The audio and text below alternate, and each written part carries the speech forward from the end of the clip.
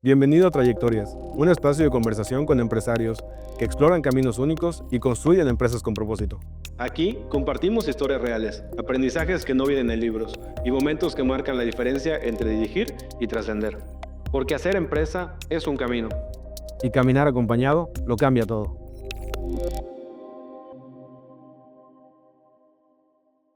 Bienvenidos al capítulo de hoy. En este capítulo vamos a platicar sobre el momento en el que muchas empresas suelen llegar, que es el identificar al personal clave sobre el cual van a desarrollar la organización. Ese momento en el cual el personal hay que identificarlo, hay que contratarlo y desarrollarlo. Y para esto nos acompaña Alfredo Castellanos de Ecosistemas. Hola, Alfredo, Víctor. ¿Qué tal? ¿Cómo estás? muchas gracias justo por acompañarnos. Gracias por la invitación. Alfredo, platícanos un poco a qué se dedica Ecosistemas. Ecosistemas es una empresa comercializadora que vende productos químicos, productos que son para todo lo que es fumigación, ¿sí? Y es una empresa que ya tiene 35 años, es una empresa orgullosamente yucateca, viene de un grupo de empresas. Mis papás empezaron un grupo en donde había una empresa de control de plagas que después fue comprada por una empresa extranjera, una empresa industrial en donde se hacen todavía lámparas para el control de insectos voladores, la marca Arot, ¿sí? Y una empresa comercial que es Ecosistemas. Hoy Arot es una fábrica que es de mi hermano Rubén y Ecosistemas es mi empresa hoy en día, ¿no? Y a mí me toca ser distribuidor incluso de la marca Arot aquí en México, ¿no? Es una empresa que tiene 7 bodegas en diferentes estados de la república y desde esas 7 bodegas atendemos a 24 estados de la república. Alfredo, en estos hitos importantes que nos vas comentando, ¿cómo ha sido la evolución del grupo? Ahorita nos planteas la evolución de Ecosistemas a lo largo del tiempo. Pues mira, empezó como todo, una empresa familiar, con un director que era mi papá, el que decidía en ese momento todo, ¿sí? Tenía gente que lo apoyaba en el área comercial, en el área administrativa. Este, Era una empresa pequeña con una sola sucursal en la ciudad de Mérida, se fue extendiendo, a abrir una bodeguita en Cancún.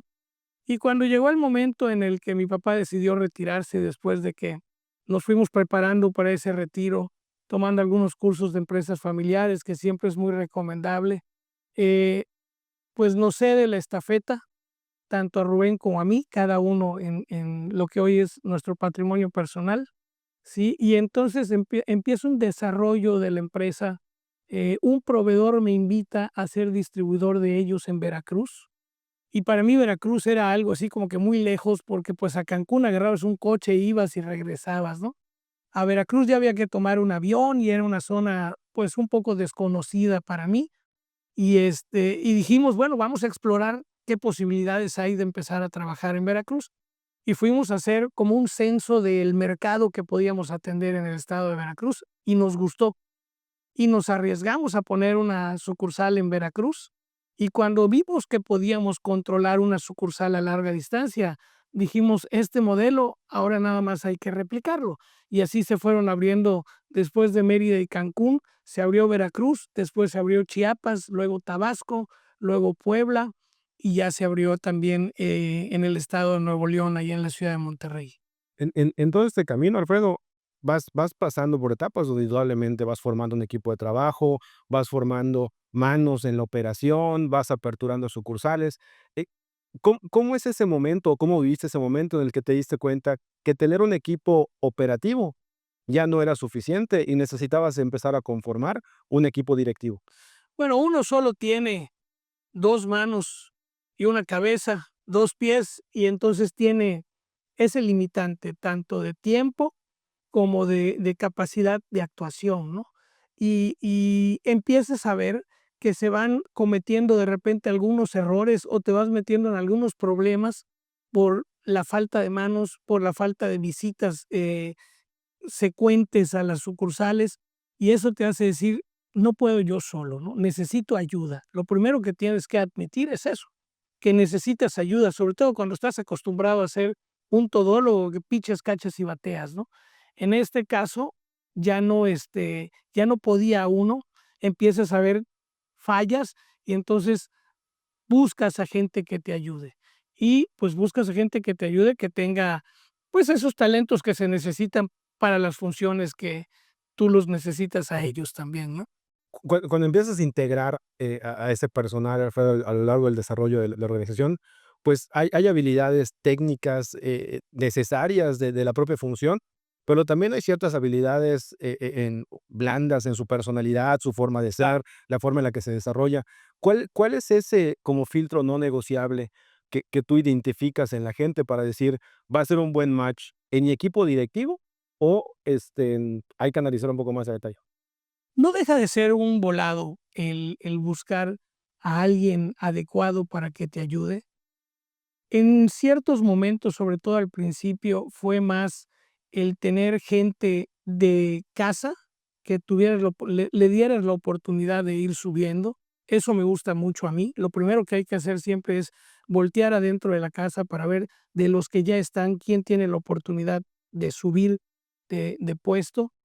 Eh, Tuve la suerte de que un muy amigo mío, trabajó conmigo muchos años en la parte comercial. Él me ayudó mucho a crecer la empresa y, después de que él salió, entró también un sobrino mío a trabajar conmigo.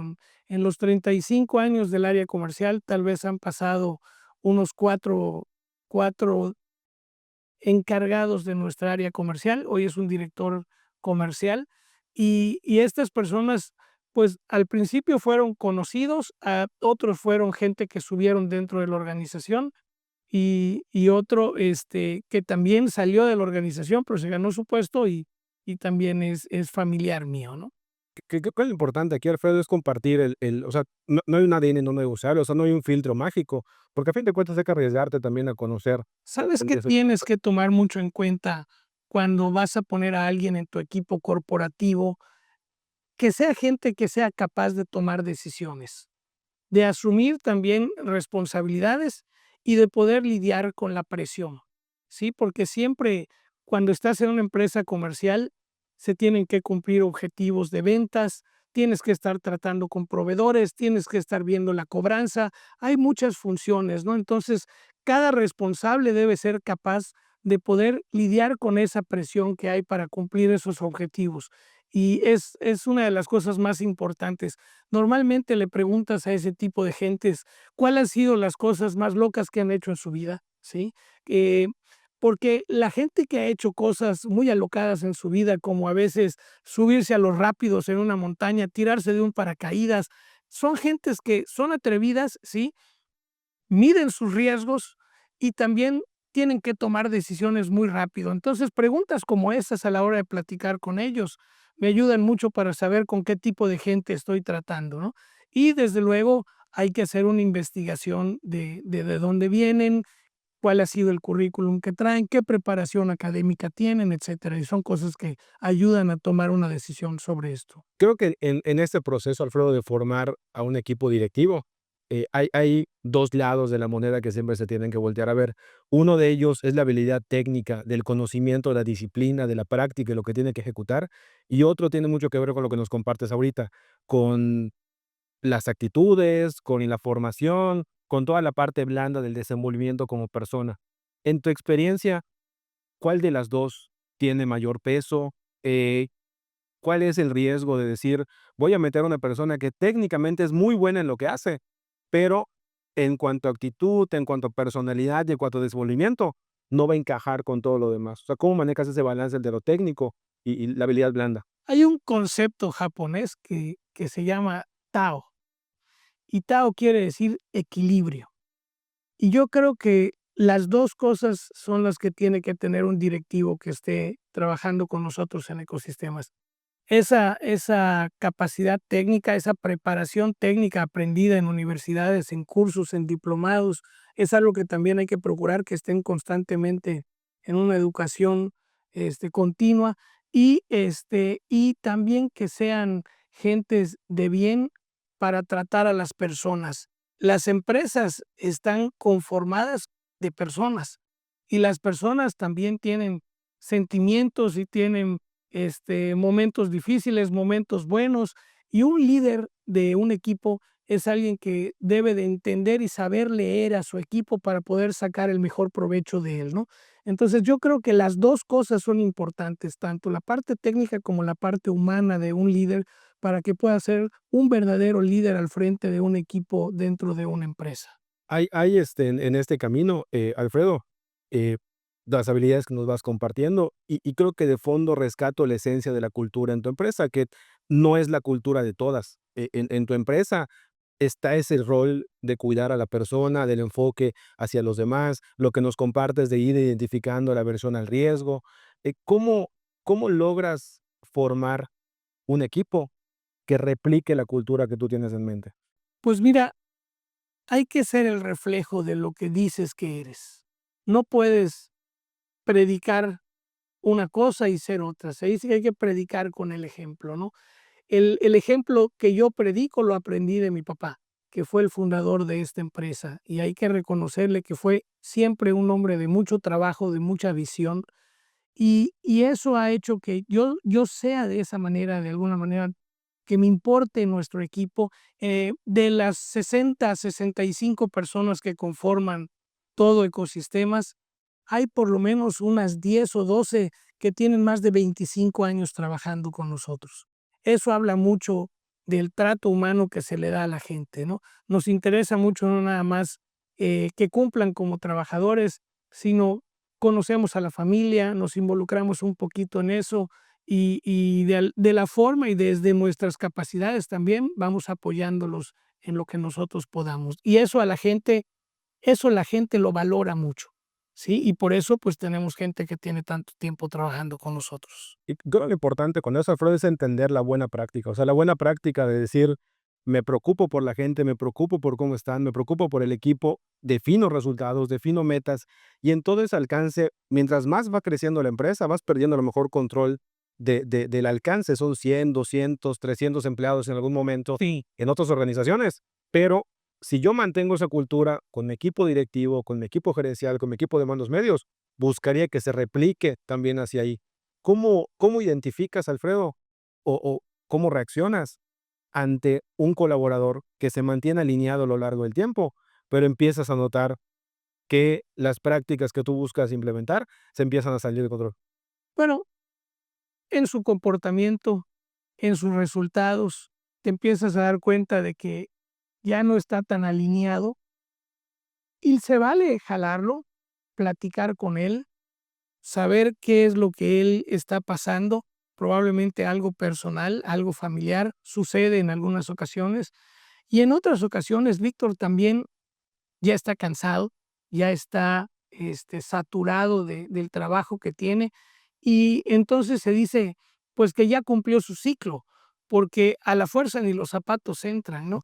Entonces, ese tipo de personas que ya cumplieron su ciclo dentro de la organización, pues también hay que dejarlos volar hacia otros lugares en donde es mejor hacer un corte de buena manera, terminar de la mejor forma, que ellos sepan que esa va a seguir siendo su casa y son bienvenidos a tomar un café Ujú. cuando quieran, pero que ya su ciclo dentro de la organización ha terminado y que necesitamos siempre gente con una actitud muy positiva, muy alineada a la visión y a la cultura de nuestra empresa, y que eso nos ayude a seguir creciendo y a seguir manteniendo todo esto dentro de ecosistemas. Y creo que eso a la larga, Alfredo, también te permite ser leal a la propia organización, porque reconoces el momento en el que el colaborador dice: "Ya no voy a aportar más acá, ya hay un cambio en visión, cambio en prioridades". Me gustaría, Alfredo, con esto que estamos platicando, empezar a cerrar el episodio, eh, comprendiendo en otras, pláticas y experiencias, hemos visto que todo esto es un proceso, no es lineal, es un proceso que tiene altibajos y tiene muchos movimientos. Hoy hablamos de cómo ir conformando el equipo directivo, pero pareciera que se forma y ya quedó, cuando realmente a lo largo del tiempo parece que se forma, hay movimientos, hay ajustes, o se encuentra a la persona que tú comentas, ya cerró el ciclo, hay que finalizar. ¿Cómo manejas esos momentos en el que el equipo directivo lo tienes claro y armado y por alguna situación viene algún movimiento que desestabiliza la operación? Como dueño de empresa, siempre tienes ese riesgo, ¿no? Cuando alguien que está en tu equipo de gerencial, de repente le surge una oportunidad en donde le va a ir tal vez mejor que lo que le está yendo contigo y tienes que estar abierto a eso. Tampoco puedes obligarlo a quedarse. Si es algo bueno para él y para su familia, se le abren las puertas y que vuele, ¿no? Y pues sí, hay que encontrar a una persona que sustituya a la persona que se fue. Y lo importante allá es tener muy bien definido cuáles son esas funciones que debe de cumplir, cuáles son esos objetivos que debe de cumplir, cuáles son los indicadores con los que los vamos a medir, para que con ese perfil de puesto tú puedas buscar a la persona que se alinee más a eso y al encontrarla sea alguien que se pueda, y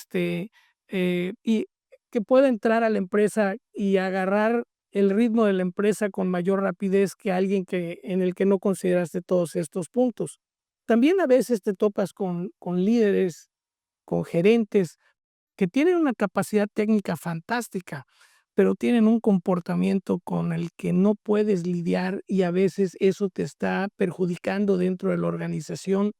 Y es muy difícil porque a veces dices, tiene mucho talento, es muy chévere para hacer esto, pero tienes que dejarlo ir porque la forma, ¿sí? La forma no es la más adecuada y las formas siempre son importantísimas a la hora de tratar a la gente, de plantear cosas, de resolver problemas. Si tienes una buena forma, te aseguro que tienes más posibilidades de obtener un buen resultado. Si tus formas no son las adecuadas, es más difícil que consigas ese resultado porque a la gente las malas formas les incomodan mucho.